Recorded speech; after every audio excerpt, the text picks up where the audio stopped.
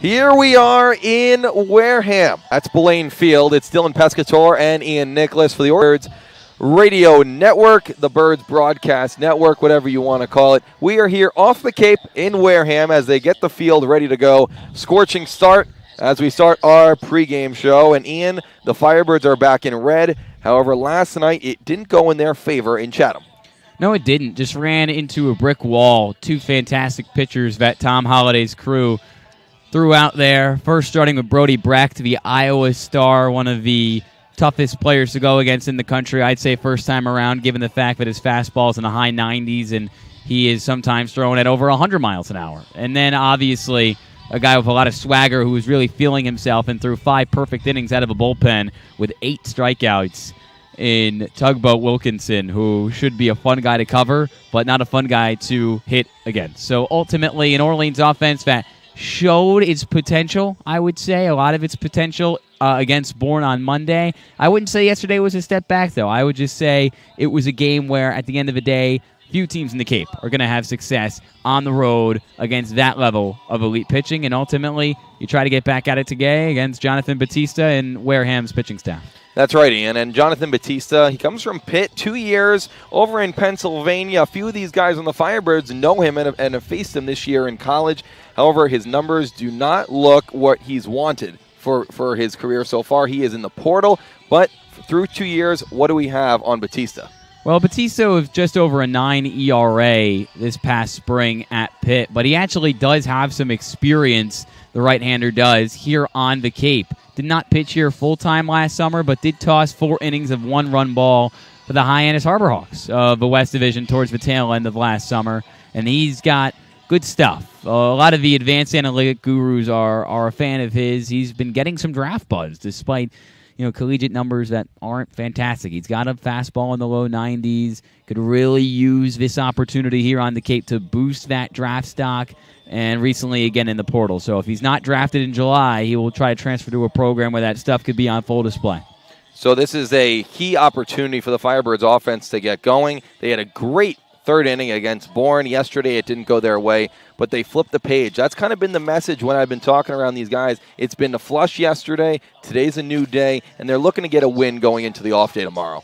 They are, and luckily it seems like we're going to play tonight. It's not a great night for baseball. It's overcast. Could see some rain here from Spillane Field, but you hope that they play the game today, build some positive momentum, because Friday you've got a tough test in Cotuit. And I know that they're not really thinking that far ahead. It's summer ball. You take it one game at a time. But you look at the schedule coming up after the off day, Dylan, in both Cotuit and Brewster. Probably the best team playing baseball right now in the West Division against the best team playing baseball in the East Division right now. You need to get some positive momentum heading into those matchups. Today is a great opportunity to flush whatever happened yesterday at Veterans Field and just come out there with a bit of spark in the bats. So the gravel infield at Wareham is getting hydrated as we get ready to go. Anthem is at 5:50. First pitch is at 6 o'clock. But before we even get there, my man Ian caught up with Jonathan Gonsalves. He's down there on the field with Jonathan from Stetson. He pitched yesterday, pitched beautifully in relief. Let's go to that right now. Back on the Scorching Start pregame show alongside Jonathan Gonsalves out of Stetson, who pitched last night for Orleans out of a bullpen. Jonathan, 2 2/3, gave up just 1 run, 3 strikeouts. What do you think was working best for you? You had to work through some traffic out there. Yeah, I got in there, just trusted my pitches, threw a lot of changeups there, got some swings and misses, and the hard line drive double play helped a lot. So it was good to get Dylan out of that inning there. So how cool is that, I guess? Obviously, he got in a little bit of trouble. You came in, and you were teammates with him this past year at Stetson. You've been there for 3 years. He just transfers in from Florida State. He pitched a really good game. What did you think? He really did really well out there. Yeah, I mean, when Dylan's on, he's on, man. He's throwing a lot of strikes. He got the changeup working, so that was pretty cool. And yeah, I kind of been in that role towards the end of the season, kind of coming in after the starter and giving the team some zeros and length. So that was fun. He had the changeup working. You had the changeup working. The Stetson guys had that pitch working. So you've both started and come out of a bullpen at Stetson. You got 44 games under your belt, 17 starts, 27 out of the pen. What do you prefer? You mentioned your role was kind of coming out of the pen towards the end of the year, but do you really care? I mean, obviously I love starting, but out of the pen this year at the end of the year was fun, and winning a lot of games, so that was fun. So whatever I could do to help the team. And not only is Dylan Jacobs here, but also another one of your former teammates, not at the collegiate level, but Eddie Micheletti. You two played summer ball together last year and up in New England. And what do you think about him? I mean, the guy obviously hit the first home run of the year for you guys here in Orleans. What does he bring at the DH spot, batting third? Eddie's a good guy, man. I loved it. We had a good summer last year at Mystic, and he's just he's a big competitor, which I love, and he's always locked in. So love having Eddie here also. And on days like this where you know you're not pitching, Eddie seems like he has a big personality. But Jonathan, tell me about you. What are you doing on days when you're not pitching there in the clubhouse or in the dugout? What's the personality you bring? First of all, I got to get my own work in, so I got to get some bands, some plyos, some stretching in to get my body moving, and then just supporting the guys and being there for anything they need. And you were there when they needed you last night, 2 2/3, just one run given up. Jonathan Gonsalves, we'll hear from you soon. I have a bullpen starting. Wherever they need you, You'll be there. Thanks so much, Jonathan. Thank you. Back here on Scorching Start. Thank you, Ian, for that interview. Jonathan Gonsalves is a great guy. He comes from the left side, and he comes from Stetson. It was back-to-back Stetson guys for Orleans as we wait for Ian to get back from the field. But it was great pitching out of the bullpen for Orleans yesterday, and it was 2 runs that won Chatham the game. Both of them came on wild pitches.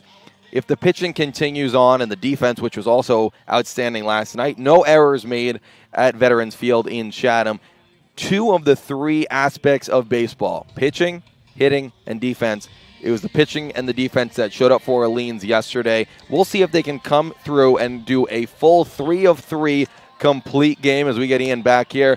Ian, once again, thank you for talking with Jonathan Gonsalves. But how did Orleans kind of, complete the 3 of 3 and kind of fill in all 3 aspects of the game?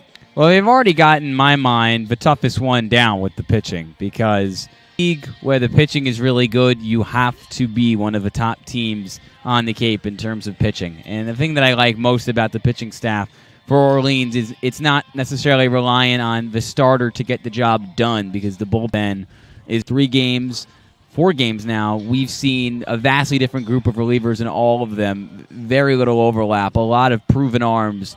And lefties, righties, high velo, fine velo, they all get it done in a lot of different ways and in a lot of different situations for Kelly Nicholson.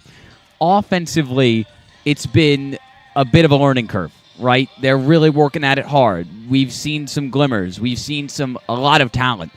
Ultimately, I just think you have to string together a few more innings like you did on Monday against Bourne, where it's just a couple hits in a row. That's all you need, just to inspire the rest of the guys down the order to continue to give their best effort and to just get in positive counts. I think that's the one thing. A lot of swing and miss. We've seen a lot of swing and miss through these first 4 games. So Dylan ultimately just taking a few more pitches, just getting ahead in the count a little bit more, especially tonight against Bautista. Division at 2-1-1 with 5 points. It's a point system. A win is 2 and a tie is 1. Orleans is not tied yet this season.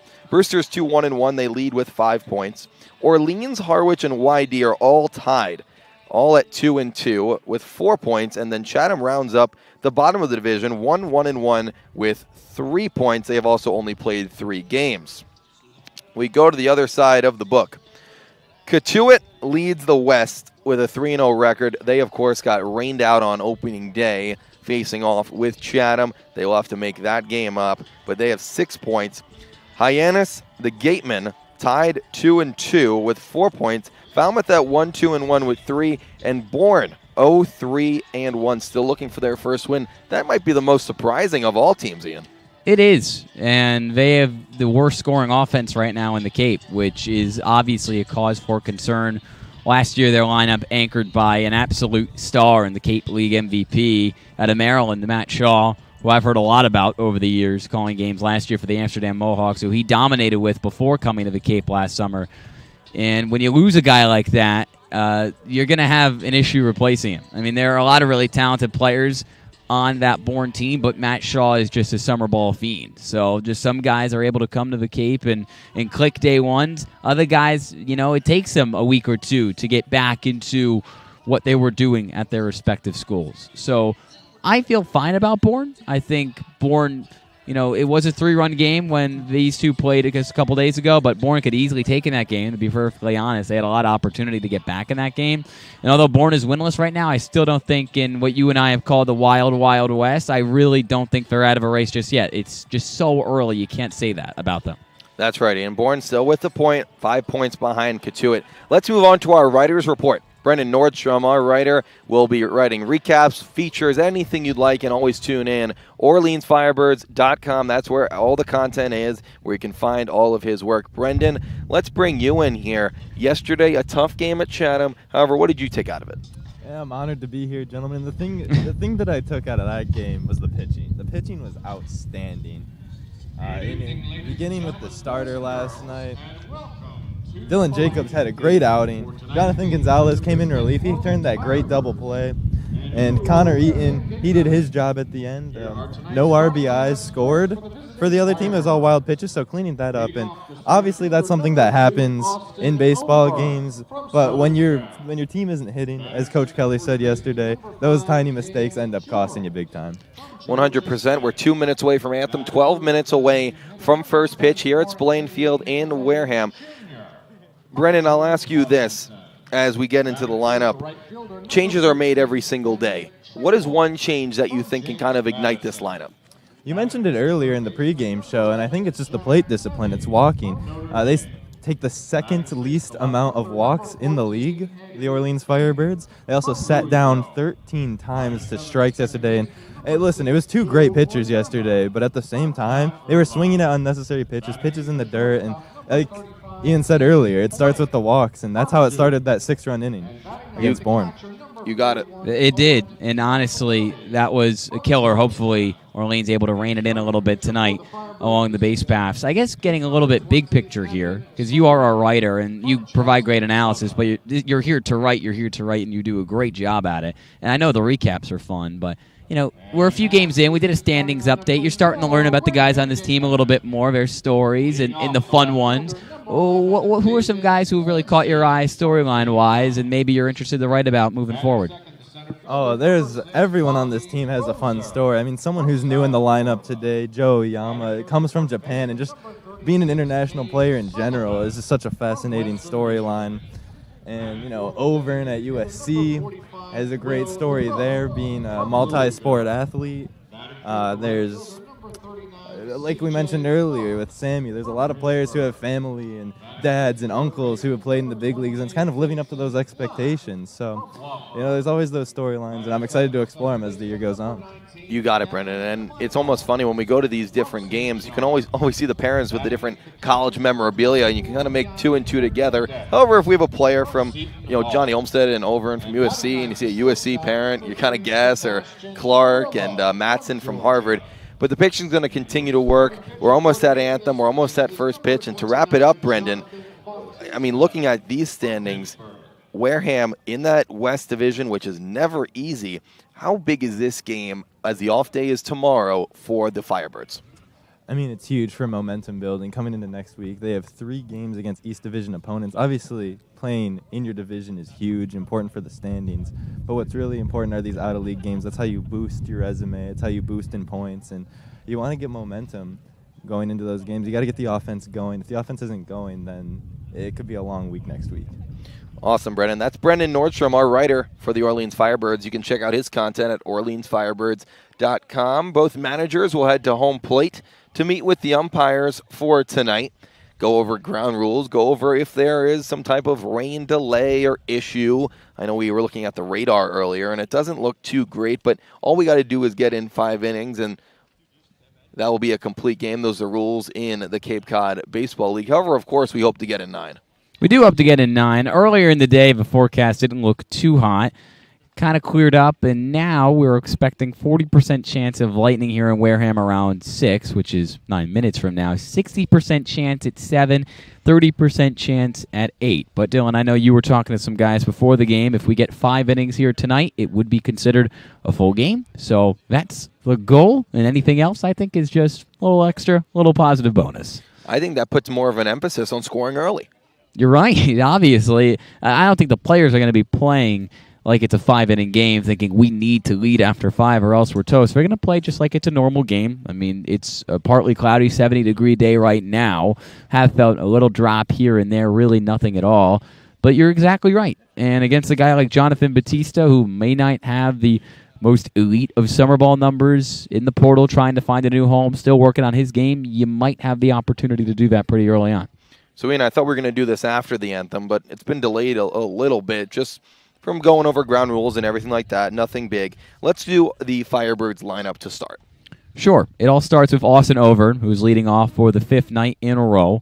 The center fielder out of USC. Batting second is Cam Jones, the first baseman out of Georgia State, albeit he's in the portal right now. Batting third, the man who hit the first home run of the Firebird season, Eddie Micheletti. He's DHing out of George Washington. And batting cleanup, second night in a row, the right fielder, James Madison. Fenwick Trimble leads the team in hits. Batting fifth, Jack Penny, the third baseman by way of Notre Dame, making his 4th straight start along the hot corner. Batting sixth, Eddie King Jr., the left fielder out of Louisville, making his 2nd start in a row. Batting 7th, as Brendan mentioned on the writer's report, Joe Oyama making his debut. Andy Blake, Owen Carpellotti round out the lineup, playing short and catching for Orleans. Carpellotti will be catching Evan Truitt, the starting pitcher for Orleans. But before we get into that, let's go to the anthem. We'll be right back on the Orleans Firebirds Radio Network.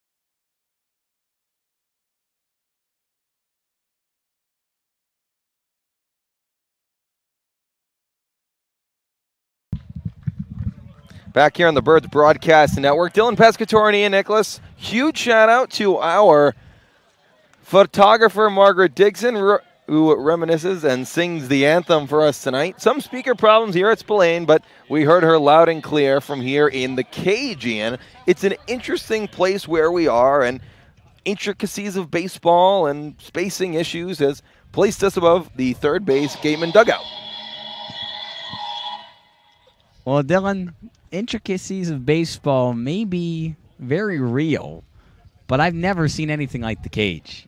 Absolute honor. We're calling the game pretty much on the third base line, right off to the right side of the bag towards home plate.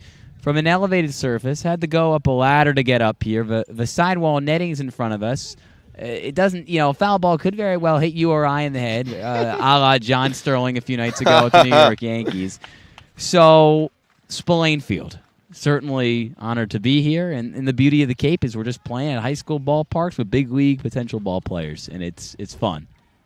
That's right, and Jonathan Bautista has taken the mound for the Gatemen for his warm-ups. Let's go over the Gatemen defense. The Gatemen defense tonight, obviously Bautista on the bump. Behind him, well, really behind him mentally and in front of him physically, is the catcher Yuli Hernandez. Playing over at first is Cade Sullivan. At second, Kevin Michaels. At third, Dixon Black. At short, Sebastian Murillo. And the outfield from left to right, David Glancy, Bobby Bozier, and C.J. Funk. And to go over the Orleans lineup, Austin Overn, Cam Jones, and Eddie Micheletti are the top three. Trimble, Penny, and King Jr. are the middle, and Oyama, Blake, and Carpellotti are the bottom three. Even before we get started, we got to ask, who is your pick to click? My pick to click. Well, not to rag on you, but last night there was a shutout, so you're officially 0 for 1 on the pick to click. My pick to click. Eddie Micheletti. You know, the Firebirds are his team. He hit a home run, the first home run of the season on Sunday, albeit in a loss to the Mariners. This field, 330 in right, 315 in left, 400 in center. I could see him pushing it over the right field wall yet again. Micheletti's got a lot of power, the DH, batting third out of George Washington. My pick to click. There you go. Didn't play last night. Has 2 hits the last time he played, which was in the 6-4 win against Bourne. Austin Overn, the leadoff hitter for the Firebirds, steps into the left-handed batter's box as we look to our right above the third base dugout, and we get ready for baseball here on Wednesday, June 14th. Firebirds once again sporting their camo red vests with the black undershirts, some of the cleanest unis in the Cape. And at 5:58, we start with baseball. Overn's bunt goes foul behind home plate. Hits the plate and goes behind as the ball kid for the Gatemen goes and retrieves it. One of Overn's 2 hits on the season, a bunt single, because he's got elite speed, double-digit stolen bags as a freshman at USC. The third baseman now charges in. Overn swings away and pops it into center. Back goes Bozer to his left into left center and makes the catch. Good swing from Overn. Just stayed up enough for Bozer to get over there. Overn certainly has the power. One of his 2 hits on the year, a double, which he had on Sunday against Harwich. And he had double-digit doubles and triples during his freshman season at USC. Still trying to get the timing back, but when it does, it'll be crazy because there's a reason why he was invited to USA Baseball. Cam Jones also didn't play last night. Right back in the lineup, playing first base. Takes first pitch fastball high. We're sitting here above the third base dugout, and Bautista's fastball is really playing hot tonight. And we expected that out of him. Second pitch swing right to third base. Good play by Black. The throw to first is in time. He gets Jones by a step as Cam lines one to third, but Dixon Black was right there. The big thing you and I were talking about before the game was stay patient. Let this game play out. So far, 2 men up, 2 men down for the Firebirds, both off 2 pitches. Just see what Bautista's throwing. He's throwing a lot of gas. Eddie Micheletti now into left-handed batter's box. Batting third for the Firebirds tonight against Jonathan Bautista. 2 years at Pitt as he takes a first pitch strike, and now he's in the transfer portal. Widely known as throwing a gyro slider. Second pitch swung on and missed by Micheletti, now down 0-2 in the count. Bautista's analytics behind the scenes really play up and are of the top. Here's the 0-2. Swung on over the second baseman's head into center field as Bozer will pick it up. Micheletti with a first inning single here with 2 outs. We didn't officially deem what pick the click entails. I said it should be a home run only, but I'll take credit for that one. A positive jinx on my end. Just a good swing, puts it right in the gap between center fielder and the middle infield. And with an 0-2 count, really quality at bat. Fenwick Trimble batting cleanup for the Firebirds today. First pitch to him, gets by Hernandez. Micheletti is going to run to second and get in safely. Hernandez retrieves it behind home. Now a runner in scoring position for the Firebirds. And Fenwick Trimble, who has been the best hitter in terms of average and hits total, up for Orleans. Third base coach Max Fesky saying, pick us up. That's what Fenwick's done all summer long, a brief summer. Trying to do it again here with a runner in scoring position. The 1-0. Outside, Hernandez dives to keep that one in front of him. Trimble batting .300 on the season, 3 for 10. Micheletti off second with a strong lead, held by Michaels.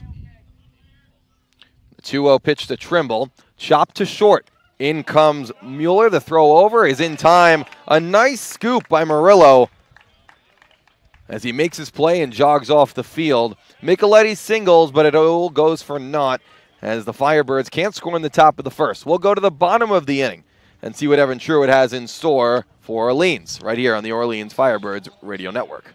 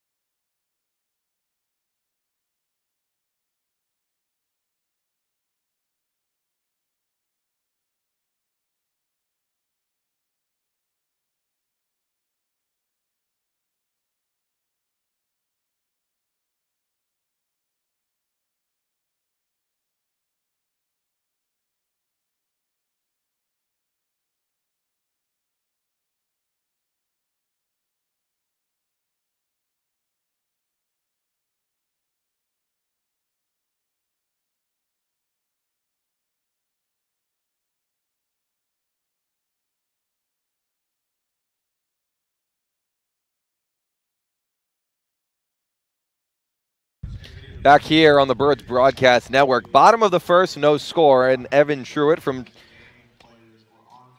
Charleston Southern. CSU. Charleston Southern takes the mound for the Firebirds in his first start of the year. He does. He was one of the best pitchers in the Big South this season, just over a 4 ERA in his sophomore campaign, 5-6 record, 4 games started, 68 innings pitched, and 62 strikeouts compared to 22 walks.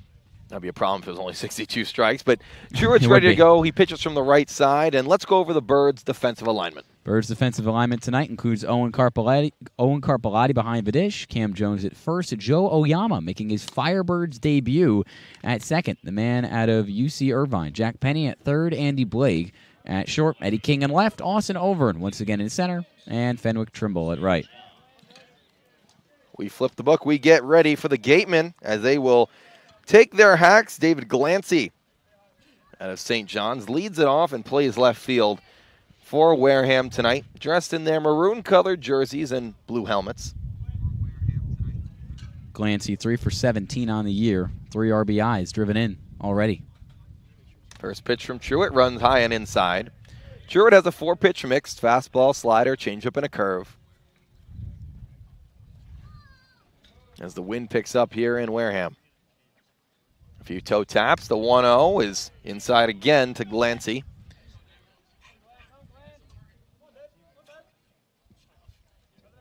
Bullpen's here in an interesting spot for both teams. 2-0 from Truitt is in there for a strike at the top of the zone. Yeah, I've never seen a bullpen on an angle.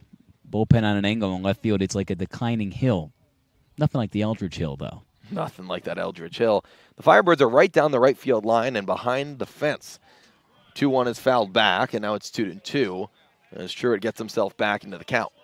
That's what you like to see. Again, you don't want to lose the first guy of a game, obviously, but you throw 2 balls, keep throwing the heat. Truitt with 3 toe taps before he delivers. 2-2, ground ball to third. Staying down on it is Penny. The throw over to first is in time. So 5-pitch ground out as Glancy is retired. Truitt gets his first out. You talked to Jack before the game. He mentioned to you that although he is a natural shortstop and didn't play a lot of third base in high school in state here in Massachusetts, did play a lot of third during his sophomore year at Notre Dame, and he's played a fantastic third for the Birds. An interesting infield as well here at Spillane, as coming up to bat is Bobby Bozer. First pitch to Bozer. Broken bat, single up the middle and into center field. That gets to Overn as he'll pick it up. Truitt allows his first hit as Bozer will take his stance at first. In the Wareham dugout, really loving that one, considering the fact that Bozer, through 3 games headed into tonight, was just 1 for 11. But he's got some pop. That lone hit was a double. He's driven in 2 runs on the year. Good player out of South Florida, and he reaches. Cade Sullivan out of Western Michigan playing first base as the 3-hitter and stands at the back of the box as a righty. Off first is Bozer. Takes a strong lead. First pitch to Sullivan is outside for a ball. Another broken bat here in the Cape Cod Baseball League. All these guys so used to the metal. Once they finally get the wood, it seems like they're breaking on them.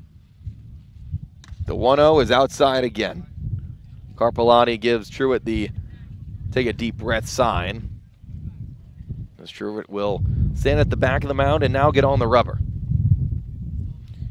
Holding Bowser on is Jones over at first. The 2-0 is high. Check swing, he did not go. Bottom 1, no score, and a runner on first in Bozer as after he singled with a broken bat into center field. Cade Sullivan up 3-0 in the count.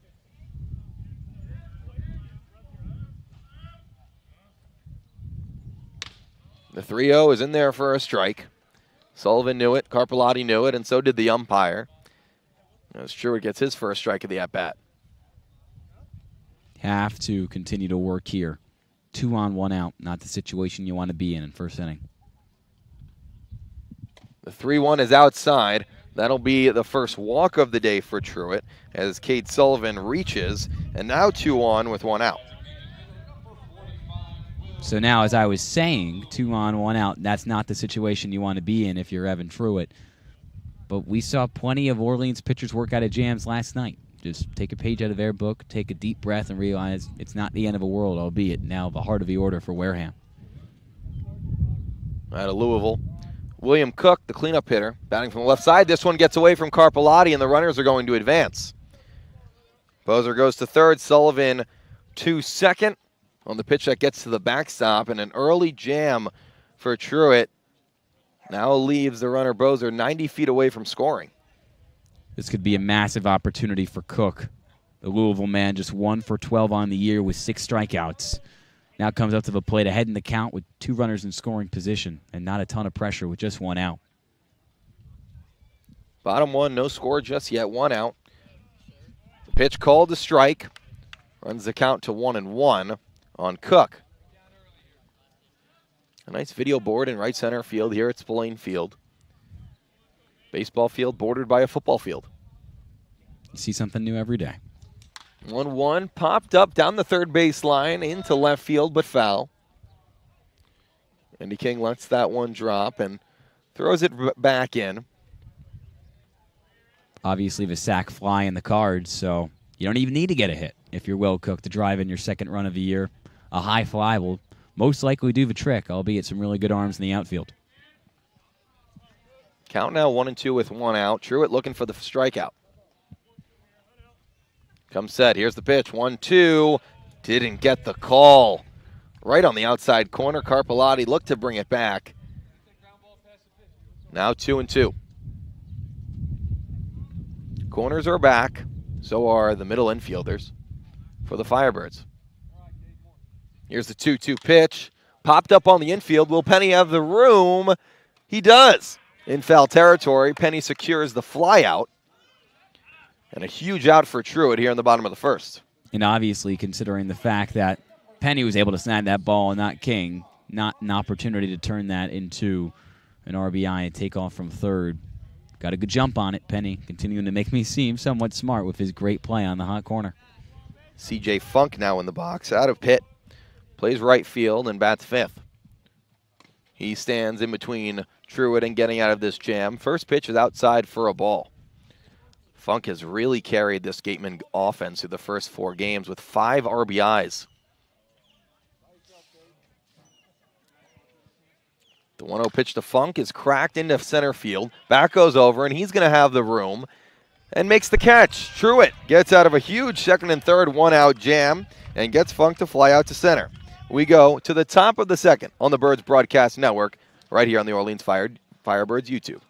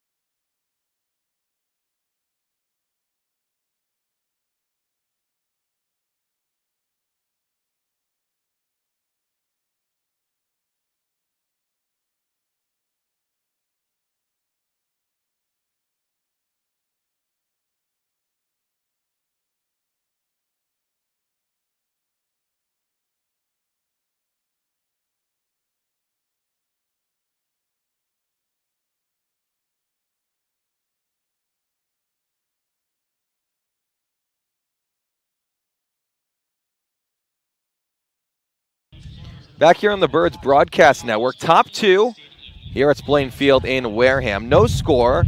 Wareham put a little bit of a scare into the Firebirds. Second and third, 1 out they had, but Truitt forced a foul out on third base, caught by Penny, and then Overn caught a fly ball in center field to escape that jam and keeps it scoreless. We go to the top of the second, and leading off for the Firebirds is Jack Penny. He is leading off. Only 1 for 8 on the year, but had 2 really productive seasons at Notre Dame. He has the ability to turn it around. Still working through timing issues that stem probably from a late season injury at Notre Dame, as a bit of a stoppage here before the second inning as the catcher's gear for Yuli Hernandez needs to be readjusted. But Penny, a guy who everyone's really high on here, not only for his defense, but for what he could bring with his power in the bat. 10 home runs with the Irish this past season. Bautista's first pitch is low. Penny got himself in a few good counts last night as well. Something that in the Scorching Start pregame show, Ian preached to get into hitters' counts, to get this offense back on board. There's a single to lead off the inning. Into right field goes Penny as he pulls it into the outfield, and the Firebirds have their leadoff man on here in the second. There he is, starting to get his groove once again. Second hit on the year for Jack Penny. Was the first man to break the armor of Brody Brecht last night with a walk. He's had a couple solid games from the plate. Eddie King bats sixth for the Firebirds with Penny off first and a good, strong lead. First pitch to King is low. Another first pitch ball out of Bautista. King, the hero of Game 1 for the Firebirds, running player of the game, driving a run in the late stages. The 1-0 is high, and King now up 2-0 in the count. Ian, if Bautista continues to have a little bit of control issues, the 2-0 counts, the 3-1 counts, the Firebirds can start to get comfortable. And that's what they didn't really allow themselves to do, swinging second, third pitch in the last at-bat. 2-0 is low. King now up 3-0 in the count. Bautista, this is big for him. Obviously, Cape League ball big for everybody, but he's in the portal, trying to find a new home, trying to impress some scouts, just like everybody, but for him, this is big. 3-0. King fakes the bunt, takes a strike. Just a little mind games there from King. Well, he does have great speed, and I don't know. I like it. Penny off first. Here's the 3-1 pitch. King, did he go around? Yes, he did. The pitch was a ball. However, his swing went further than home plate, so now the count runs full. Full count pitch is low and inside. A walk for King, and the Firebirds have their first two batters here in the second on base. And now comes up Joe Oyama, his debut from the plate for the Birds from UC Irvine. Originally from Okinawa, Japan. Played Merced College, JUCO, in California, where he was an All-American at the JUCO level before batting .320 with 5 777 homers, 44 RBIs out on the West Coast. Look at Oyama, tries to get the bunt down. It was in foul territory, picked up by Hernandez. All it goes for is a strike. Maybe the perfect man you want up in a situation like this, first and second with nobody out. He's crafty. He is something that the Firebirds don't have. Unpredictable, fundamental, and I think really fun to watch. Something that this team offensively needs right now and could really spark them.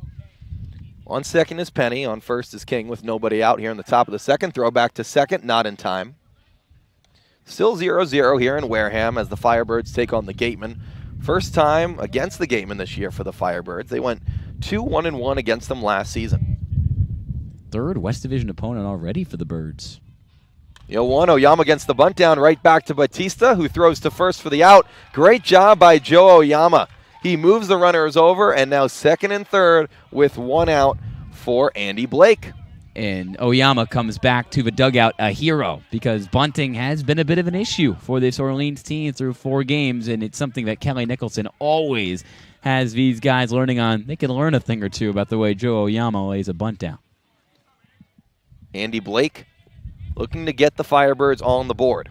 Infield is back for Wareham. First pitch from Bautista is high and outside. I like this as a potential breakout opportunity for Blake. Reigning Ivy League Player of the Year at Columbia, transferring to Duke. A lot of power in that right-handed swing. On third is Penny, second is King. Blake pops one into center. Back goes the right fielder, Funk. He'll make the catch in front of the wall. Coming home is Penny. To third is King, and the Firebirds strike first here in the top of the second. Someone making me sound smart again. Albeit it didn't get over the right field wall, but doing a job. That's just what this offense needs to do. Do jobs, help your teammates out. Be unselfish. Lay down the bunt. Put up a sac fly, a high fly to right. Not the flashy stuff, the fundamental stuff that will win you games and get early leads. Blake gets the RBI on the sac fly. Here's Owen Carpellotti. First pitch almost got away from Hernandez behind the dish. As off third is Eddie King with a lot of speed. A lot of juice in the bat of the lefty Carpellotti. Still in search of that first hit on the year. 1-0 pitch, high and outside. Hernandez glances over at King, who is taking a big lead over at third. And he's got that speed, over 30 stolen bases last summer in the Prospect League. 2-0 to Carpellotti. High and outside, now 3-0. On deck, Austin Overn as the Firebirds look to flip over the lineup. Infield is back for the Gatemen. Carpellotti looking to find some open grass. 3-0 from Bautista is high and outside. 4-pitch walk for Carpellotti. And the Firebirds have 2 men on each corner base as Overn comes to the plate. That's just a perfect at-bat for Carp. I know he's a guy, he likes to swing, likes to put the ball in the air, and he certainly has the ability to drive in extra base hits. But when you're still in search of finding a groove early in the summer, that's what you need to do. Overn to the plate. Flew out to center, back in the first. First pitch, and that is going to go for a balk. Bautista balked, allowing King to score, and Carpellotti goes to second. A little bit of luck onto the Firebirds side as the balk by Bautista allows them to take a 2-0 lead. That's the first balk we've seen all summer for Orleans or for any team they faced. And now with a 2-0 lead, Coach Fetsky at third saying, it's all you, Cam Jones. Let's see what you got. Or Austin Overn, that is. This one gets away from Hernandez, but not being able to take third as Hernandez pounced on the ball quickly was Carpellotti. 2 outs, Firebirds up 2-0 here in the top of the second. Hernandez is going to come out and talk things over with Bautista, who's lost his control here in the top of the second. This is a guy with a lot of upside, lots of potential on the mound. In that first inning, we saw it on display. Get guys to either strike out or weak contact with those crazy pitches, the gyro slider that you were talking about. He's got it. But then you also see the fact that he did struggle a little bit this past spring with Pitt, and those struggles are starting to leak out into this start here with Wareham. Over and up in the count. Carpellotti off second, 2 outs, 2-0 Orleans. Pitch from Bautista is grounded to second. In comes Michaels, who stays down on and throws it to first for the out. However, not before the Firebirds score 2. 1 on the sac fly from Andy Blake, and second on a balk by Bautista, which allowed Eddie King Jr. to score. 2-0 Orleans as we go to the bottom of the second, and Evan Truitt heads back to the mound.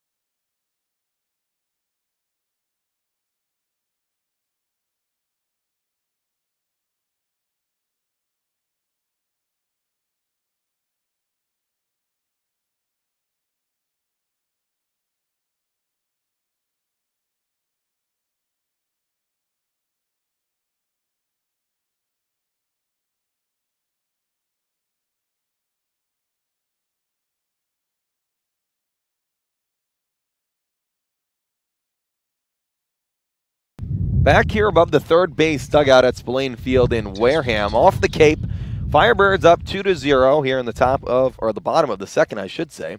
And Evan Truitt gets back to the mound. Ian, it's all about putting that 0 on the board and allowing the Firebirds to gain a little momentum. It is, because that's what the Orleans pitching staff has done all summer. And give the guys credit. Give Jim Lawler's crew a lot of props. It is not easy to throw great inning after great inning when the offense hasn't been there consistently just yet. But with an inning like Orleans was able to put together with a crooked number in the second early on in this game, like you mentioned, not only gives the offense a boost, but also gives the pitching staff even more confidence, which they probably didn't even need. Dixon Black, the first batter for the Gatemen. Back foot on the chalk of the batter's box. First pitch from Truitt is a foul ball off the bat of Black, off the glove of Carpellotti, and to the backstop. Black got his first 2 hits of the season last night for Wareham. 0-1 the count. No one on, no one out. Second pitch, Truitt with a nice slider on the outside of the zone. 0-2 now. Curious to see if Wareham, now trailing, comes out with a different approach, maybe a more patient approach here in bottom of the inning. 0-2, strike 3. Tip.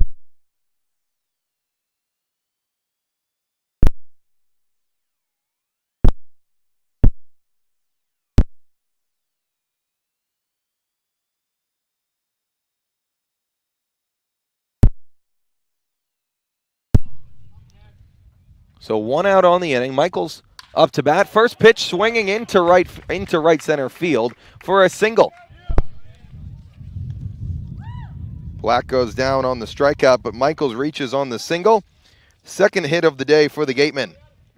This is an offense that can get hot in a hurry. As I mentioned in the pregame, 2-2 are the Gatemen, and those 2 wins, one on Saturday, one yesterday, double-digit runs. Not easy, especially in this league. Runner on first is Michaels. Here's Hernandez. At bat for the first time tonight. Truitt's first delivery is outside.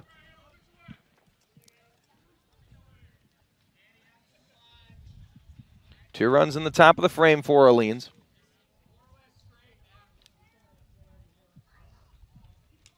Going to put up a 0 in the bottom. Swing and a miss as Hernandez looked to put one over the bullpen. A big swing. He's got some pop in the bat, the Seton Hall kid does. He's Jersey tough from Trenton. Home of what used to be the Trenton Thunder before they disbanded, a minor league baseball team. 1-1. Fouled right field side out of play over the Orleans Firebirds dugout.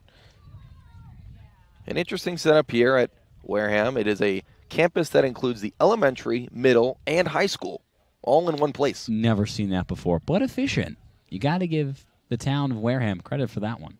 Michaels dancing off first, 1-2 outside. You got it, Ian. I mean, you graduate from middle school and you just move 100, 200 feet and you're at the high school. You're really moving up across the parking lot in a big way. 270 batting average, 3 homers, 24 RBIs for number 24, Hernandez, during his past season at Seton Hall. He does the catching for the Gatemen today. 2-2 the count, 1 out with Michaels off first. Dancing, the throw over from Truitt, just late.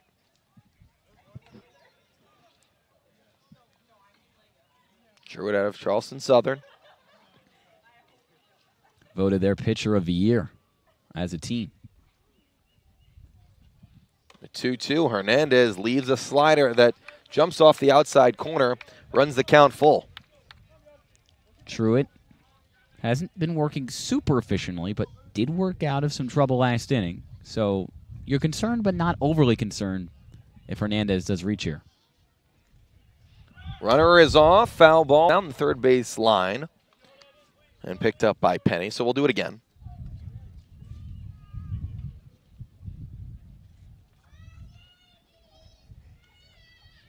Full count, 1 out, Firebirds up 2-0, bottom 2.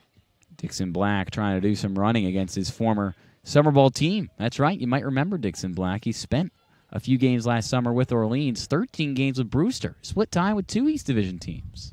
3-2 once again, foul back right over the John H. Wild press box here at Spillane Field. And one thing that Black does bring to the base paths is speed. 14 stolen bags this past season with Wofford. He's been on a few summer league teams, like you said, Ian, and a few different leagues as well. We'll do the full count again with 1 out. Throw over, in time to get him.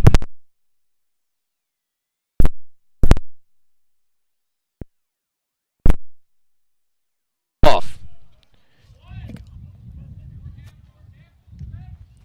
So bases are empty.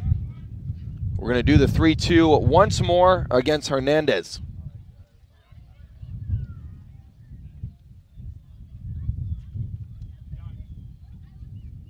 Truitt delivers the pitch. Ground ball to shortstop. Staying down on it is Blake. The throw is in time. And Evan Truitt gives up a single, then picks off Michaels and gets Hernandez to ground out. 1-2-3. We go to the top of the third. Firebirds still up 2-0 here on the Birds Broadcast Network.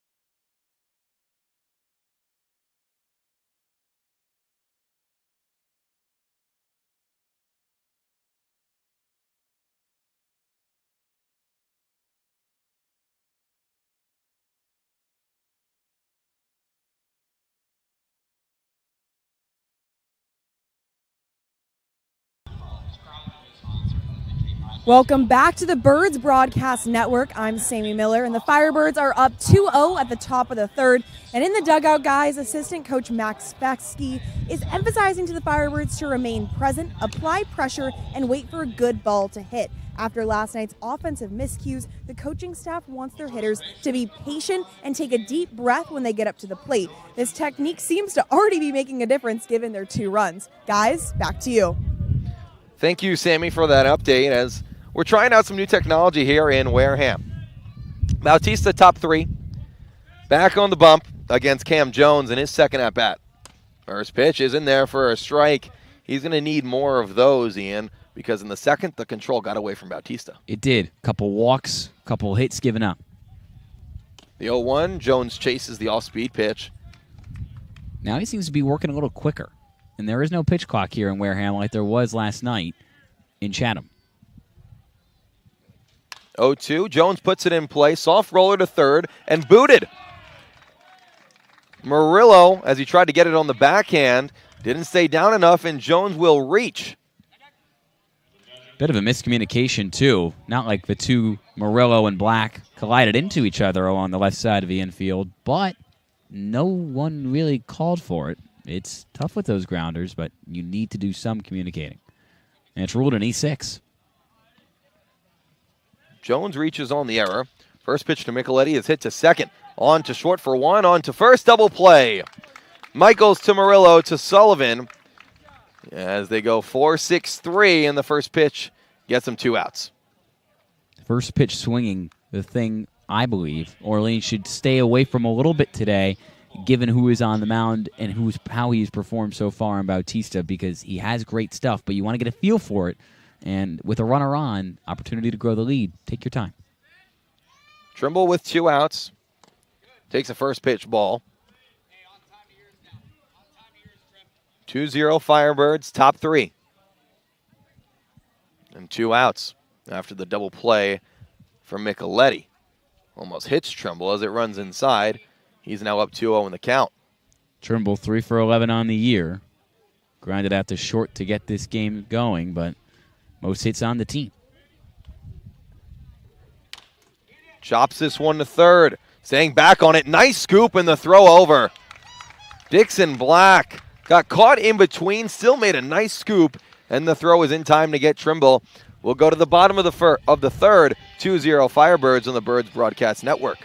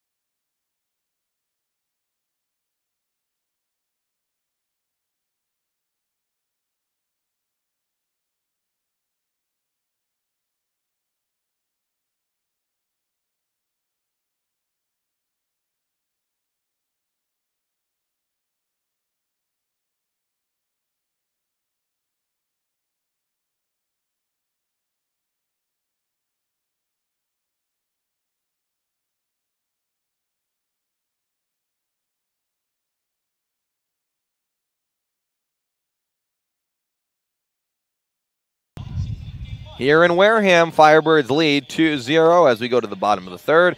Ian Nicholas and yours truly, Dylan Pescatore, here on the Birds Broadcast Network. Cam Truitt right back to the bump. Evan Truitt, I should say, and he's been great. He has been great, and we were excited to see what he could do because a bit of a more small school guy. Obviously, at Charleston Southern, a team that individually has been below 500 for about half a decade now, but that's a great thing about the Cape. Truitt, a standout there with a 4.5 ERA and nearly a 3-to-1 strikeout-to-walk ratio, showing his talents in the best league in the country, and he's been great through 2 innings. He will face Sebastian Morello, who bats 9th and fouls the first pitch, first base side out of play. Truitt so far. He's given up 2 hits, but worked well through traffic with both a strikeout and a walk. 0-1 to Morello. Truitt taps his toe, and now he'll deal inside for a ball. Seems like that fastball kind of starts down the middle and then attacks almost near right-handed batters. And this is a righty-heavy lineup. Only one lefty, Will Cook, the DH. Strike by Truitt on the outside corner. 1-2 as he gets ahead of Murillo. Much different from last night. Chad Mays with 6 lefties. Kelly Nicholson with 5 in his lineup tonight, alternating. 1-2 from Truitt. Laced over shortstop and into center field. Murillo will take a big turn, and then he'll stop in the middle. The throw back to first is not in time as Jones keeps it in front of him. A huge turn from Murillo, and he's stopped. You can see the skid in the infield here at Spillane Field. A leadoff single for him. Well, the reason you can see the skid so well is because the infield is made of gravel. Something that we have not seen. I don't know, Dylan, if you've ever seen it, but I certainly have not seen it on the Cape and in my many years watching the sport. Murillo off first. I've definitely never seen one like this. And they go back to the top of the order in David Glancy. Truitt had him down to a tee, grounded out to Penny at third back in the first. First time the Gatemen have gotten their leadoff man on so far tonight. Murillo pops it to left. Back goes King at the wall. This one's gone. A home run for Glancy as he pulls it to left field and the siren goes off. The Gatemen are up 2-1 or 2-2.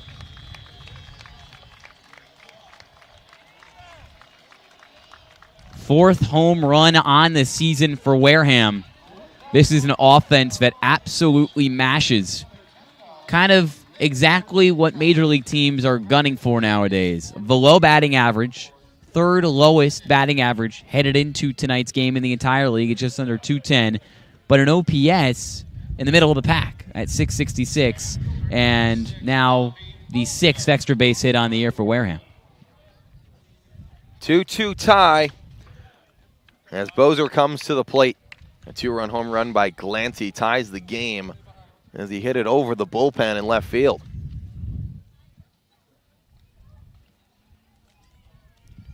One 1-0 to Bozer is high, now 2-0.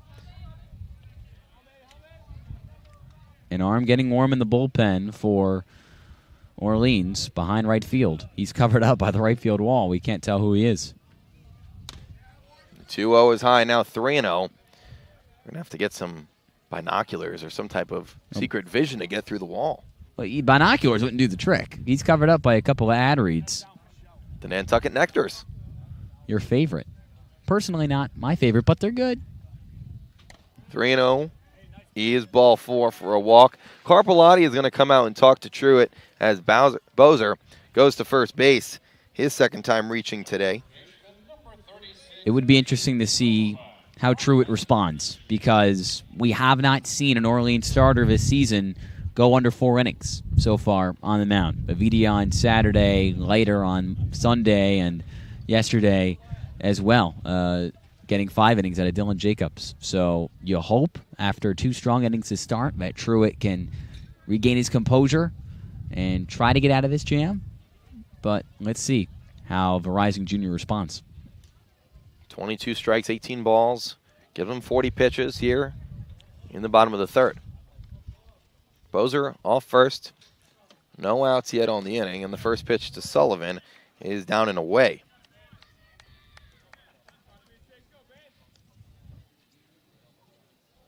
Out of Western Michigan, up 1-0 in the count. Bozer off first. And another ball from Truitt. Tried the changeup, didn't get the chase from Sullivan. The big 6'5", 220 righty. Powerful swing. Truitt shakes off a few times. Bozer with a big lead off first. Already 1 pickoff on the day for Truitt. And fires a strike right into the mitt of Carpellotti. 18 home runs this past spring with Western Michigan. Drove in just under 60 runs, a 617 slug.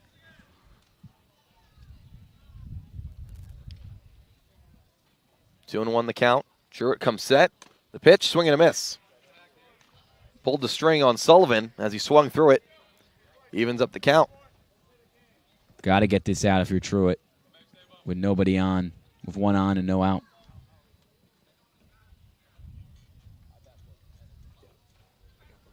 He'll deal the 2-2. Swing and a miss. Truitt blows it right past him for his second strikeout of the day. And now 1 out for the Gatemen with the runner on first. And now here comes the lone lefty in the order. Will Cook repping the chains, the drip. Really good strike there, obviously. Back-to-back strikes right down the heart of the plate. Challenging hitters despite giving up the home run. That's what you like to see from Truitt. Truitt fires low to Cook. Like Ian said, has the chain out. Might be 2 chains, actually. I think it's 3 or 4, which I know I couldn't pull off. I don't think you could pull it off. I'm sorry, he can. He's got that swag, as they say. As they say. 1 out, 1-0 count. Rounds this one. Oh, just past our social media man, Lucas. Need a better play. Lucas Smith, I know he's capable of it. He's doing his job and trying to make the play. I wouldn't be able to do it either. Makes game ops man Dawson go and chase the ball. The man on the Mizzou. 1-1. Swung through it. Or no, he didn't, was Cook. A check swing, who checked with the second base umpire who said he didn't swing. That's what the Firebirds are going to have to go through. 2-1 the count, 1 out. Bozer still at first base. Fouls this one back, evens up the count at 2-2. Like you said, Ian, even though Truitt gave up the 2-run home run to start the inning, he's really bounced back and started to challenge these hitters again. He has. And, you know, you let 3 straight guys on, nobody's going to blame you for losing your confidence a little bit. But especially for a smaller school guy to come out here and say, that's not going to shake me up, shows the scouts and everyone watching a lot. 2-2 the count to Cook. Ground ball to first. It's in the hole. Nice play by Oyama to first in time. It got past Jones. Oyama was right there for backup as they get the force out at first. Moving to second is Bozer. And that's what Oyama's going to give you at second. Couple California guys, Johnny Olmstead and Joe Oyama, giving Orleans really good play defensively out of the right side of the infield. Olmstead was unbelievable last night, and Oyama doing his job there. Olmstead, it was at the 5th or 6th inning. He made a backhanded play behind second base, made a strong throw to get the out, which was a big moment in that game. Runner on second with 2 outs. First pitch to C.J. Funk out of Pitt is a ball. Funk, obviously the collegiate teammate of the man on the mound tonight for Wareham, Jonathan Bautista, albeit Bautista now in the portal. Knew him well. 1-0 is high.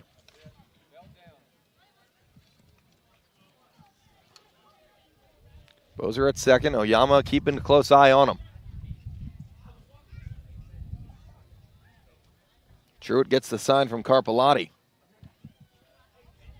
And here's the pitch. Check swing, foul ball. Almost caught by a fan. And the chase is on. Our cameraman, Alex Wiggeman, found himself with a ball. Those are special Centennial season balls. Those are very valuable.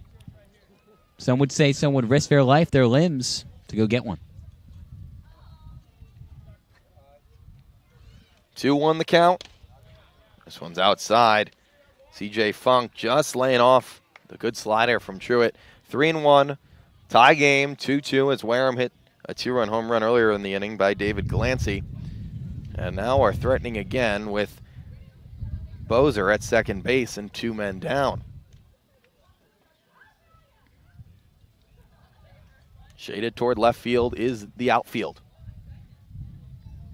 The 3-1 pitch outside.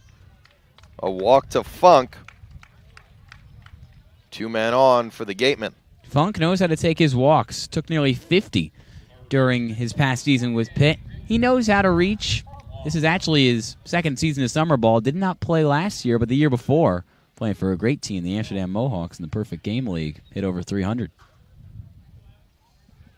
Third walk for Truitt. 2 men on, 2 out. And his first pitch is a ball to Dixon Black. Struck him out for the first strikeout of Truitt's day. Last time up in the second.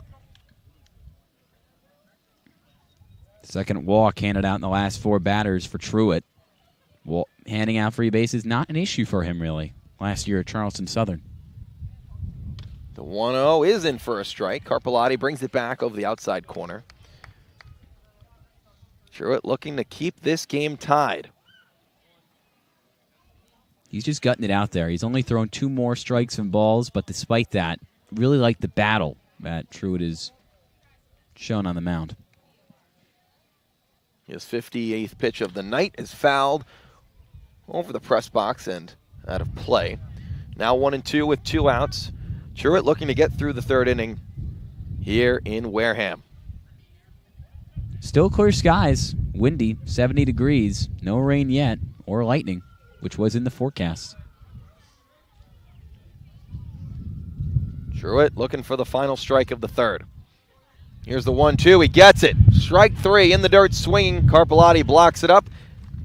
And Truitt will head back to the dugout, allowing 2 in that inning. We go to the 4th here on the Birds Broadcast Network, 2-2 the score.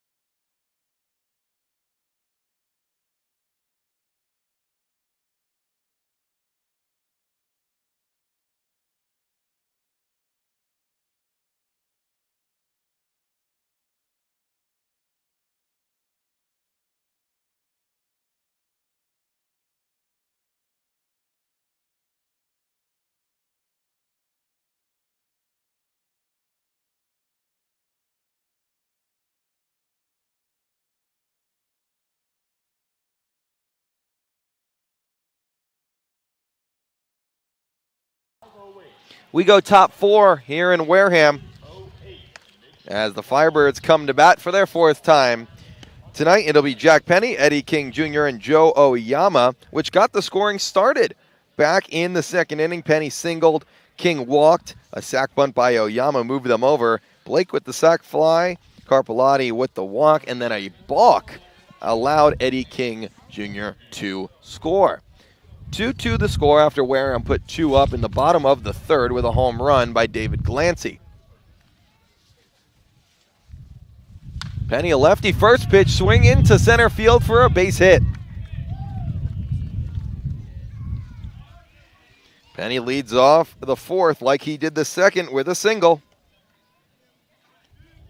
If you've been talking to Max Fesky recently, you'd realize this was only a matter of time for Jack Penny to turn it on. Takes, quote, the most professional batting practice I've ever seen, just takes care of his business, knows how to do it, and has a bright future ahead of him right here in Orleans. First pitch to King. Hernandez dives to catch that one before it got to the backstop. We'll see if Bautista continues to work quickly here in the 4th. It worked for him in the 3rd. He's now given up 3 hits. Penny is off and running. The pitch is the ball. The throw in time to get Penny. The pitch was in the dirt. Hernandez scooped it, and it needed to be a perfect throw. It was to get Penny at second base. He is caught stealing for the first out of the inning. While Penny has just strung together back-to-back hits, which is what you love to see from a guy who's playing great on defense as well. One thing he'll have to work on, that's now the 2nd time this summer he's been caught stealing. 3-0 to Eddie King Jr. That was a great play by Hernandez behind the plate as well. Here's the 3-0. Ball 4. So a 4-pitch walk to King gives the Firebirds another base runner after Penny was taken off the bases by Hernandez and the tag by Michaels. Here's Joe Oyama. And if you want somebody with speed who can really steal a bag, Penny got good speed. King's got great speed with 12 stolen bags at Louisville this past spring. Excited to see what Oyama does in at bat number 2. First pitch is in there for a strike. King puts the oven mitt on his left hand. The wind is howling here in Wareham. 1 out, 0-1 to Oyama. Check over on King. He gets back safely. Good idea from Bautista to keep him in check.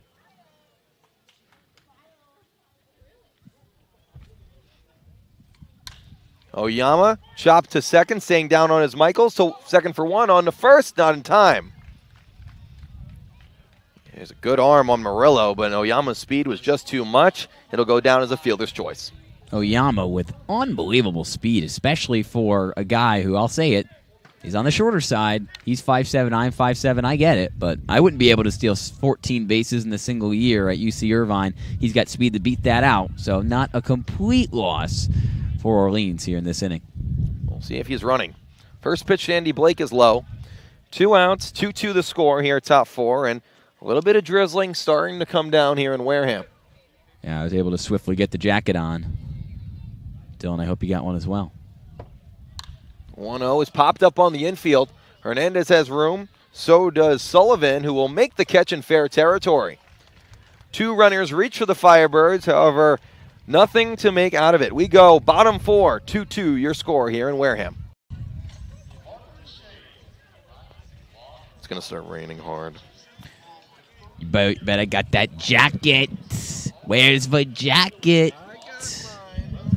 5 innings, all we need. We need to get a lead. But if it's just tied, then we got to... We should mention that. We should mention that when we come back.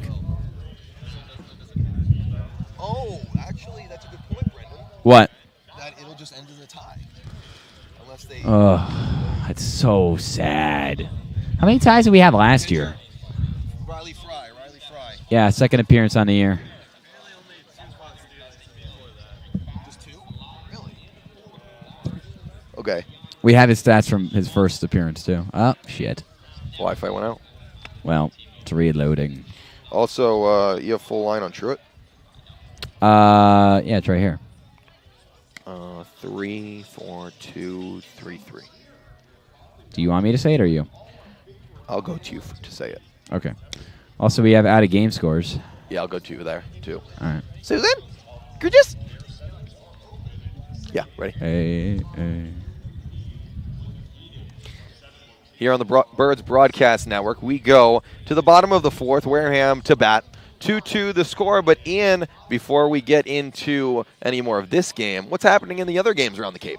YD leading Chatham from Red Wilson Field 3-1, another East Division battle for the A's.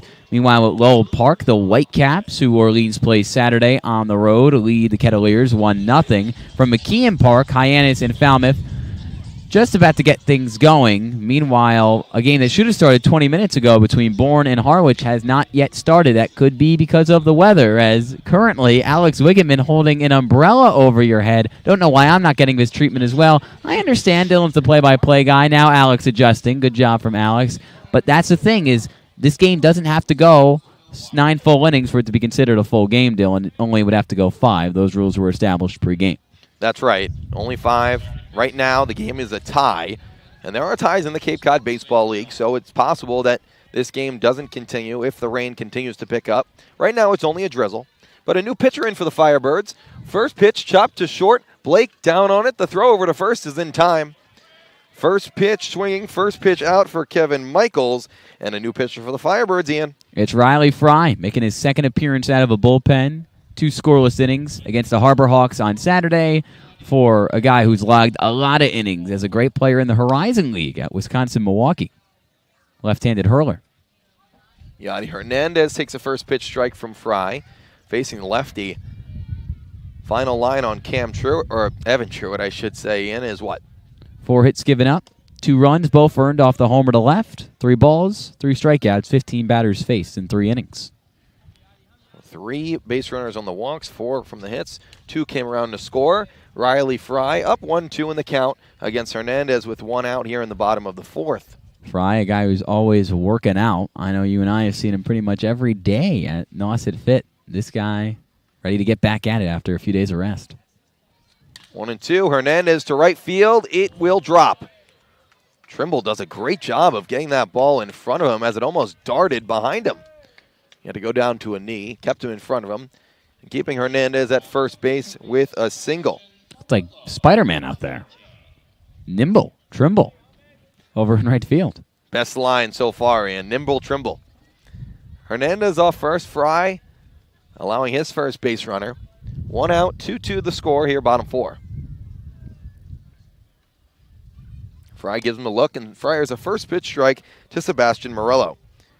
He singled in the third. The next batter on deck is David Glancy, who homered, allowing Morello to score.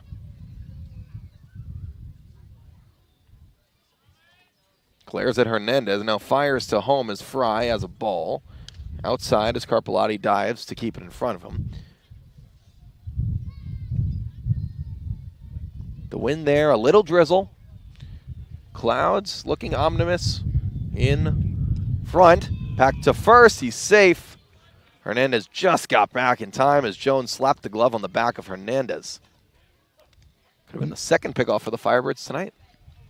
Never want to see the catcher thrown out along the base paths. He's already a little dirty after that. Check again, good throw, but not in time. Hernandez gets his hand back in there, and Fry tells him to think twice about another big lead. I love how you can say that without saying it as a pitcher. Fry fires. High fastball. Swing and a miss by Morello. 1-2 with one out. Dark clouds to our right as they move to the left. Fry comes set on the mound. Checks over on Hernandez again. His lead gets shorter and shorter with every throw. And his jersey and pants get more gravelier and gravelier with every pickoff. Now that's an adjective.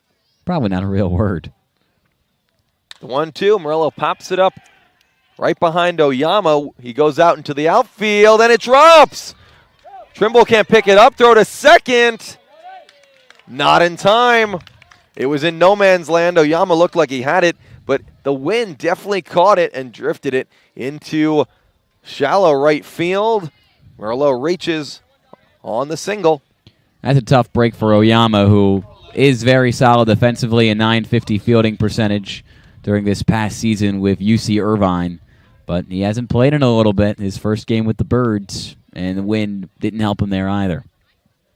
Back to the top of the order, David Glancy. Home run last time he was up. Fry fires a first pitch strike right past him into the mitt of Carpellotti. On second is Hernandez. On first is Morello, the Georgia man, with the oven mitt on at first. Fry comes set. The 0-1 is inside and low.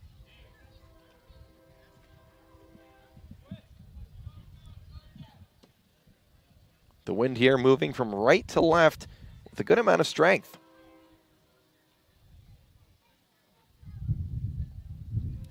One, fouled right back. I didn't know you had added meteorology to your resume. And I wish I could say so, but all I was doing was looking at the flags in right center field. So just good intuition. Intuition. I shouldn't have told you that. I should have said that I was a meteorology See? major. You give yourself some credit. 1-2 count to Glancy. Here it comes. Ground ball to short. Let's see if they can turn it. It pops up on Blake. He doesn't know where it is. Its bases loaded. And the lip of the grass had the ball hit Blake in the chest. He didn't know where it was, and the speed of Murillo got to second. So a few weird plays against Wareham. The bases loaded with one out in the fourth. The infield's been a bit sloppy this inning, but the morale's not down. Jack Penny, the third baseman, Andy Blake at short, just chopping it up, smiling at each other because that was a pretty funny outcome. Obviously, you want to limit the damage here. But it's always good that you could smile about it as the pitch is fouled away to make the count 0-2. Bozer fouls this one almost into the Firebirds dugout. Bases loaded for the Gatemen. 0-1 the count with one out. Corners are in at the grass. We'll throw home if it comes to them. The 0-1, same result. Right past the light pole. All over the first base line. 0-2.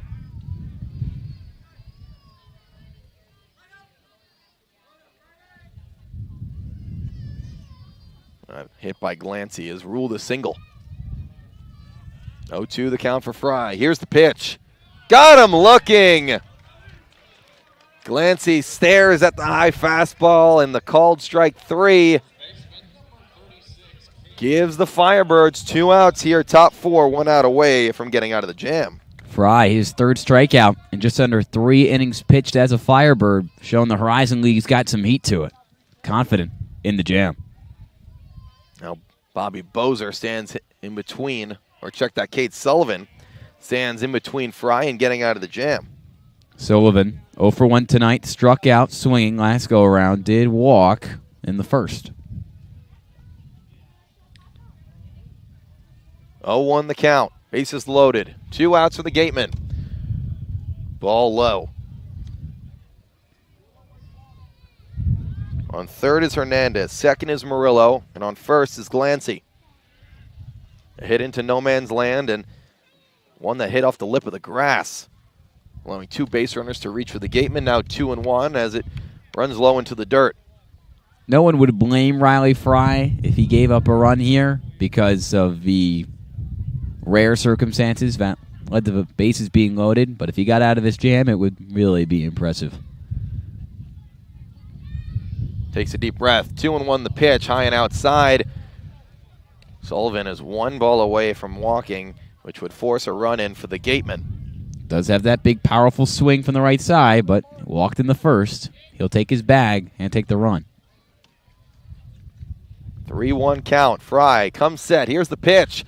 Blasted down the right field line. Over goes Trimble. It is going to land fair and up against the wall. 1 run in. Hernandez. Murillo's going to come in. Here comes the 3rd run in. Glancy. It's a bases clearing double for Sullivan. A 3-run double to put Wareham up 5-2.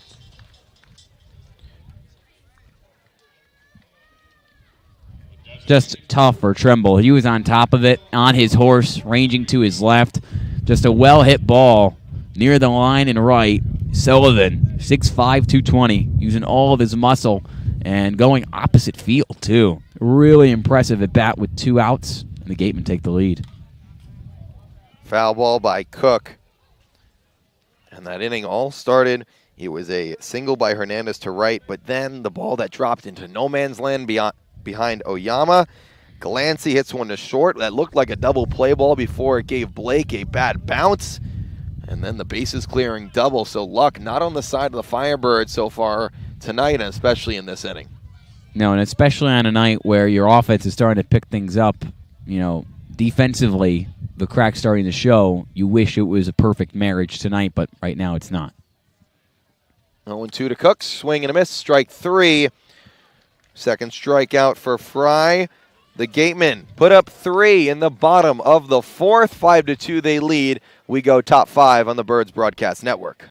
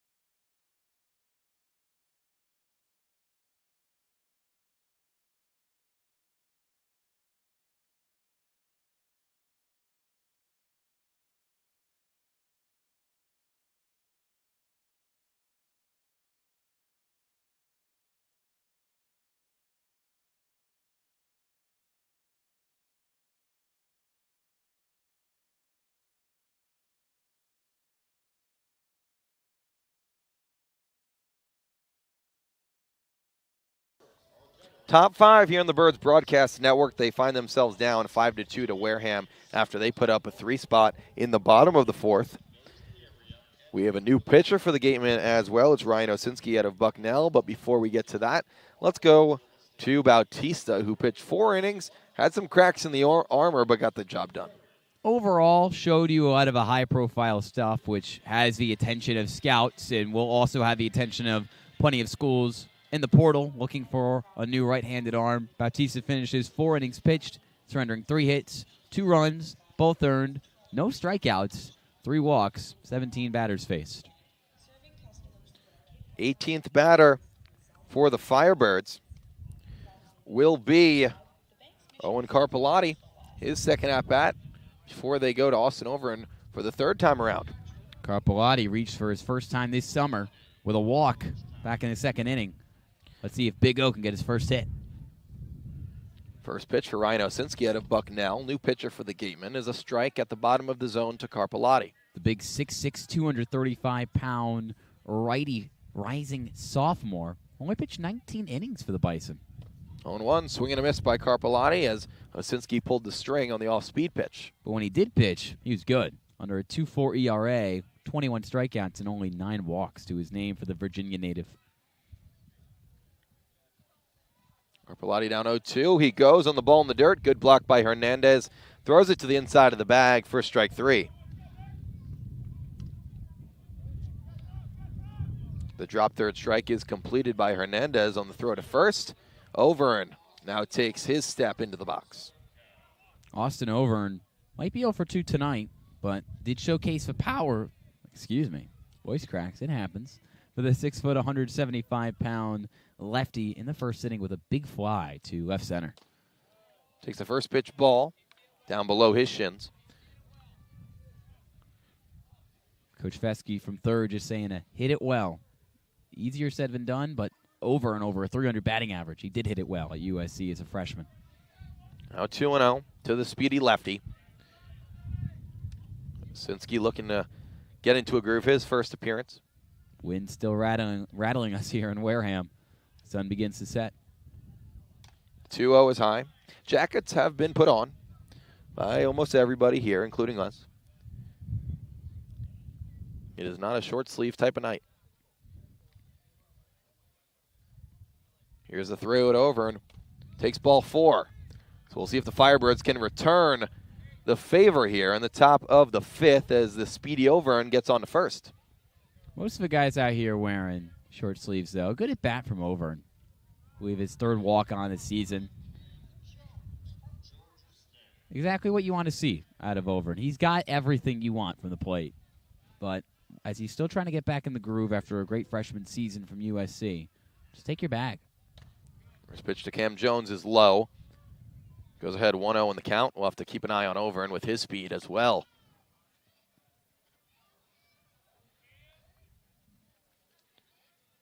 Osinski against the Georgia State man who's now in the portal in Cam Jones. The 1-0. What a block by Hernandez. He's going to throw to second. The scoop. The tag. It's in time. Oh, man. What a play by Hernandez. It bounced to the plate. He somehow picked it up. The throw to second was scooped by Michaels. Everything going the Gatemen's way here in the top of the 5th. Wow. That is unbelievable. From Hernandez behind the dish. Took off his helmet, shredded around a little bit, talked to Cam Jones. That is an unbelievable throwdown. 2-0 is a strike. Second caught stealing for the Firebirds today. Penny back in the 4th. I mean, it's not an overstatement to say Overend's one of the fastest players in the country. And Hernandez made probably one of the best plays I've ever seen by a catcher. Seton Hall, he's got a lot of bright future there behind the dish. 3-1 to Jones is inside and a walk. The most frustrating part is how great of a play Hernandez made and how the next few pitches allowed Jones to reach. It could easily be first and second if Hernandez wasn't so great. But that's the thing. You have elite level players at every level of the field, and they will make a few wild plays all summer. Here's pitch to Michelotti is a strike at the bottom of the zone. He singled his first time up, grounded into a double play, though, in the third inning. Jones off first with 2 outs. Michelotti leads off the high fastball. The longtime Orleans Firebirds fan, Michelotti, spent his summers on the Cape, growing up rooting for the Birds, and he's producing for him. Now 3 hits as a Firebird. 1-1 to Eddie is low. Jones still at first. Now you got to think in the Firebirds' head, maybe they want to hold back on stealing bases. Hernandez has been so great tonight. 2 for 2 on stolen base attempts. Michelotti lifts it to left field. In comes Glancy. He'll make the catch in left center field, and that'll do it for the Firebirds. 2 walks and a flyout. However, it's 1, 2, 3, along with a strikeout of Carpellotti. So 1, 2, 3, 4. Micheletti down on the flyout. We go to the bottom of the 5th. Still 5-2 Gatemen.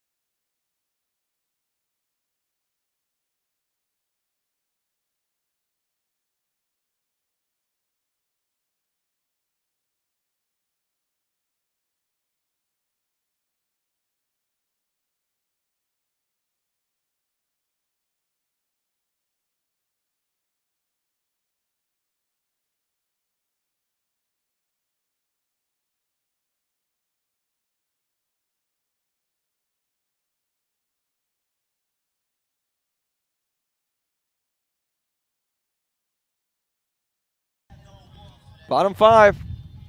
Trophies by Drake blasting on the speaker. Gatemen been playing like a championship team so far tonight. Up 5-2. Bottom of the 5th. Riley Fry back out for another inning of work.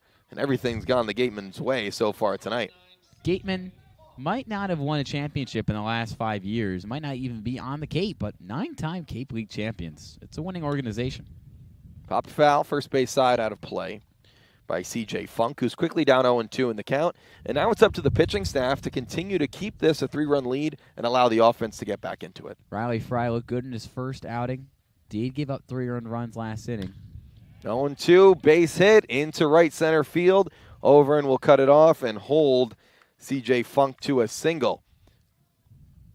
Fry's now given up 5 hits in just a frame.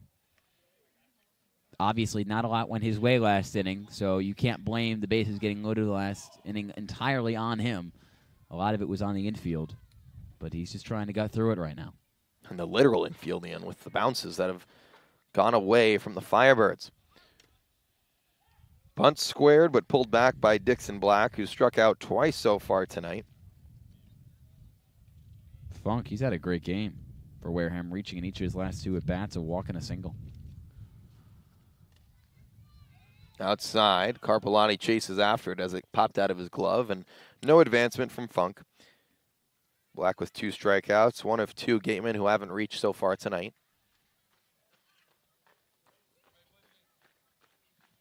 Fry the lefty, comes set.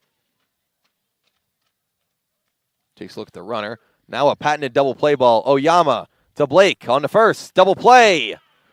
4-6-3 for the Firebirds as the defense rules. You'll have to see it, especially given the fact that not only was it a great pitch that elicited a great result, like you mentioned, but also the infield just working in harmony and rebounding as a group after a shaky inning. Oyama, Blake, 2 guys who had blips on the radar last inning, getting in sync, making that play right there. 2 quick outs. Kevin Michaels to the dish. And takes the first pitch ball from Fry high. He singled back in the second, was picked off by Evan Truitt, and then grounded out to shortstop in Fry's first batter that he faced in the 4th. Seems like the drizzling has stopped as well. 2-0. Popped in the left. It will get in front of King.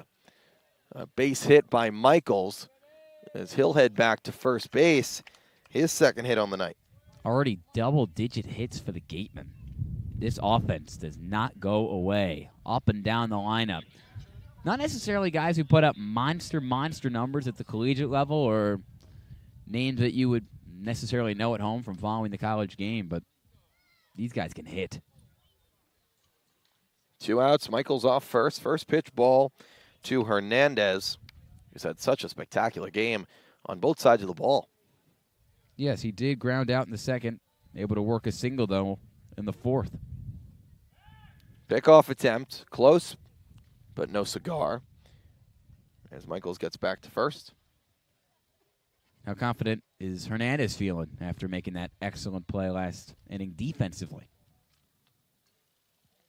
The 1-0 to second.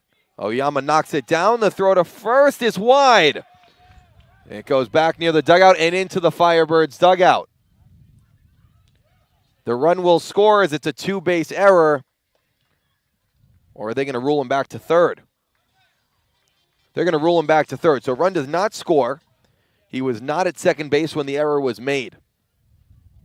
To second is Hernandez, and to third is Michaels. Now second and third with 2 outs.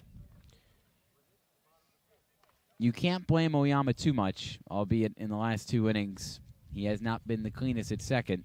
It's his first game as a Bird. He's had a few weeks off from the collegiate game. The infield, not even dirt, gravel. It's a hard surface to work with.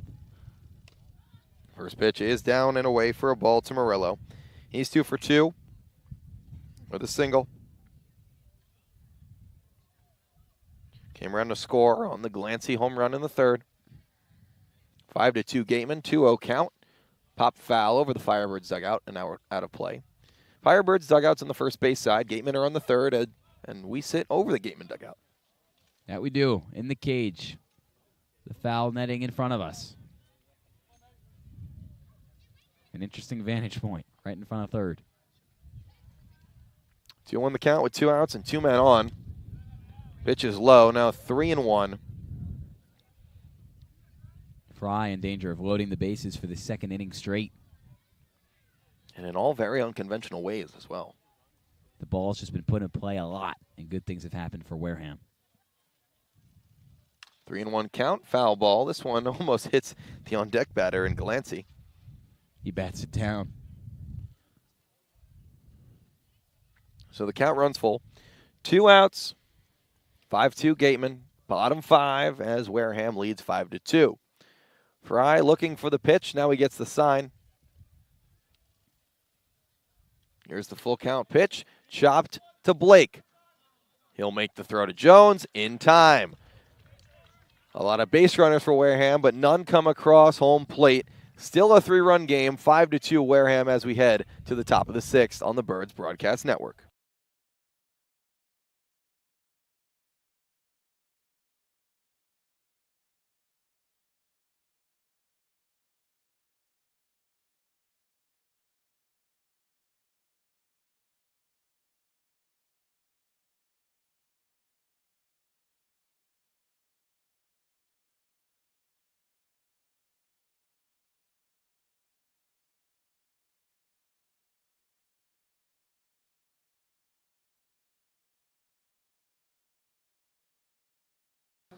Back here on the Birds Broadcast Network, we have an update. The Wareham Gatemen have taken the field for the top of the 6th. However, the tarp is coming out for a few areas in foul territory. So some in preparation tarping from the Gatemen. The umpires are meeting right now, right at home plate, to decide what exactly they're going to do. The Gatemen have brought in their bullpen arms, a few of them still out there, but we've been told that Lightning is 7 miles away here from Spillane Field. Lightning, not good. It might be a wood bat league, not a metal bat league, but you cannot play baseball in the Lightning. Rain, that's one thing. You might be able to play through a little bit of a drizzle, but there is no rain in the sky. Just really heavy clouds. The tarps have been brought closer to the field if they are needed. Wareham also brought in its bullpen. And now everyone's heading off the field. And now the players are coming off the field. The Firebirds bullpen down the right field line are also starting to make their way in. So I believe, with no rain, we are in a lightning delay. Nothing worse than your first base coach goes rogue on you. We were able to get through 5 innings here, though. So if the game is not able to be continued, it might be over. Kelly Nicholson has his hands on his head as the official comes over to him. Yep, they're going to go over what exactly is going on. He looks shocked, as in what's going on. We heard 7 miles away for the Lightning. I'm not sure what exactly they rule here in the Cape Cod Baseball League of how many miles can be away, how many miles, whatever, for the delay. But right now we are not playing baseball. 5-2 Gatemen is the score after 5. If it ended here, it would be a complete game. Exactly what I was going to mention. It was already established before the game. If these two get through 5 innings, game is final. And it's kind of unfortunate timing that just after 5 full innings finished, this is happening, and that's probably why Kelly Nicholson, with no Lightning in the background, is frustrated, thinking his team still got a shot at this, only down 3 runs. So we have an update when it comes to timing. We are currently in a 30-minute delay when it comes to Lightning. Whenever I've heard Lightning in baseball, it's when it's close to the field, 30 minutes. If it happens again, the 30-minute timer restarts. So we could be here for a while. 5-2 Wareham. As Ian said, it would go down as a complete game. We would not play out the rest of the 4 if the umpires deem appropriate. All players are off the field and are now also, the Firebirds at least, exiting the dugout and going behind the right field wall. And for some reason, we're in a Lightning delay, so I'll point it out. Why is Edwin Diaz's walk-up song playing in the background? Trumpets for Lightning? Celebration for Mother Nature ruining a competitive baseball game? I'm right with you, Ian. I'm not a fan. But the Firebirds are now heading off the field. Down 5-2. The crowds have dispersed out of the bleachers, which are metal, of course, and we're surrounded by a metal cage as well, so we'll have to take a break. We'll have to take a break soon, so it's for our public safety as well. We'll just give you a quick update. 5-2 Wareham, your score. We're in a Lightning delay for the next 30 minutes. Around 7:45 is where it stands right now if we continue to play. However, check our social medias at Orleans Firebirds on Twitter and Instagram, also Facebook, for updates on when, if, where we will be playing next. If this goes to the cancellation, off day tomorrow, back home, 6:30 against Catuit on Friday. We'll be back for an update. However, hold your horses on anything because we are in a Lightning delay.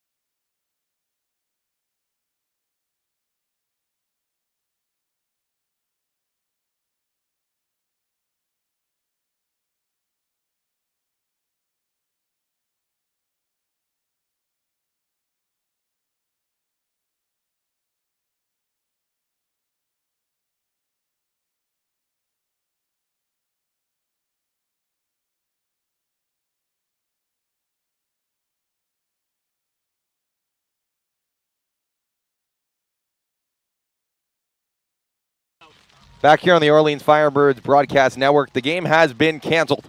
Rain has been falling down from Wareham. We are canceled. No game tomorrow as this one is final 5-2 Wareham. We are back Friday at home in Orleans at Eldridge, 6:30 against Catuit. Thank you guys all for tuning in, and good night from Wareham.